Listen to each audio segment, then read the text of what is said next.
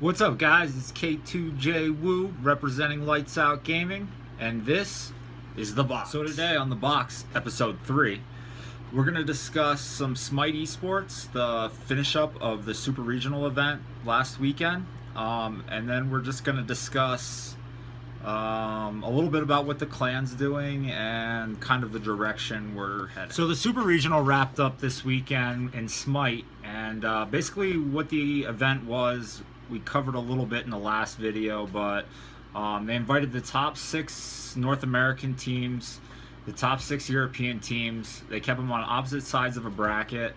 They played down to winners on each side. The top 2 teams from North America and the top 2 teams from Europe moved on, and then the 2 third place teams played each other for a 5th spot. So we now have 5 teams who have locked their seats into Worlds.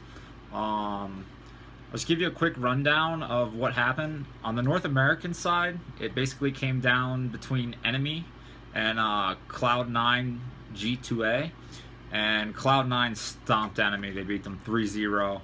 It was not much of a showing on Enemy's part. So that secured both Cloud9 and Enemy to go to Worlds. Surprising out of this bracket, Team Envious, number 1 seed, doesn't make it. Weird.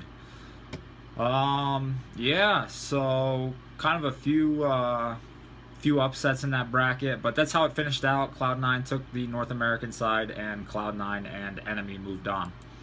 On the European side, Paradigm came out and beat Epsilon. I watched that set of games. It was kind of crazy. I feel like either of those 2 teams could have taken it. A lot of mistakes were made, and Paradigm capitalized. So that gives you out of the European side, Epsilon and Paradigm. And then they went on and had their wildcard game for the 5th spot, and it came down between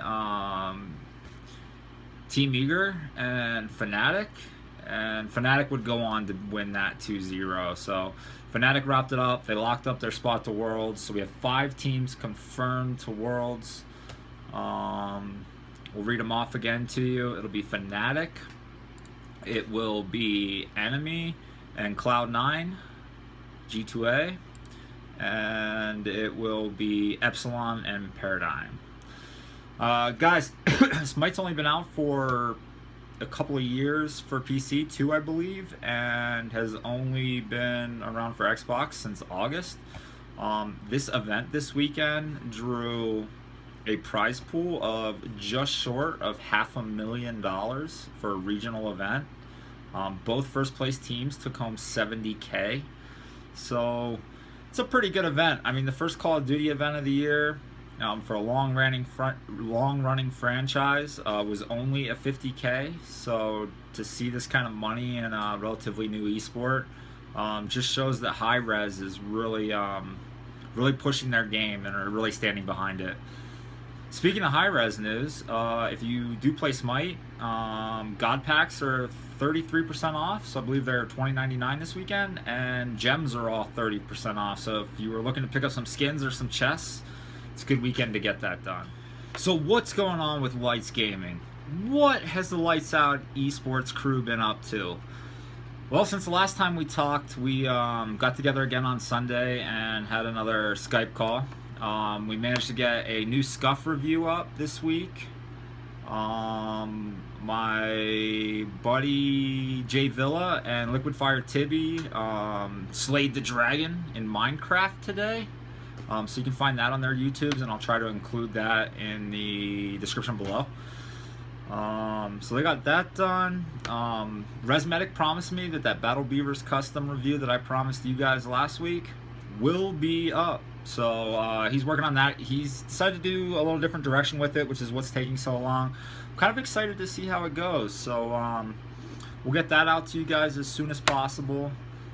This week we're going to play a bunch of Smite. We're going to try to get some 8s lobbies for Call of Duty, so if anybody's interested in that, maybe leave some information in the comments below, gamer tag. We'll probably run them definitely on Xbox One, and then I'm going to try to get Justin J. Villa to run them on PS3 and try to get an 8's night going. So maybe we can get that done. Let's see. COD, a couple balances.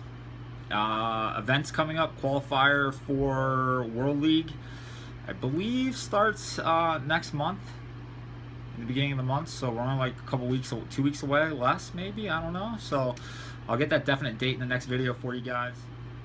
Well guys, it's about gonna wrap it up. I'd like to throw a couple reminders out there. Catch E3 EJ Villa and Liquid Fire Tibby on their nightly Minecraft series. That goes on at 9 p.m. Eastern every night. So usually the stream's about 30 minutes to an hour and a half. It just depends on what their objectives are for the evening. So check that out. Come back to this channel and look for more content.